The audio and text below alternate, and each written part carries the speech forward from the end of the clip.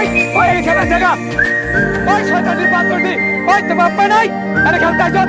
ওরে মাইরা মারা যারে আমার মাইরা মারা যারে দেখ তো লোকটা মাথা ফাটছে নাকি সুমির বাচ্চা দেখ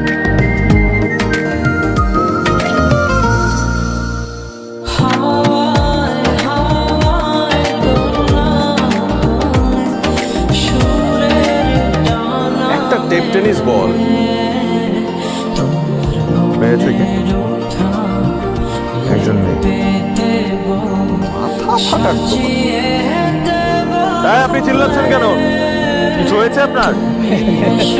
ভাইজান আমি তো ভাবলাম বিশাল বড় ধরনের কিছু হয়েছে আসলে কিছু হয় নাই কিছুই হয় না।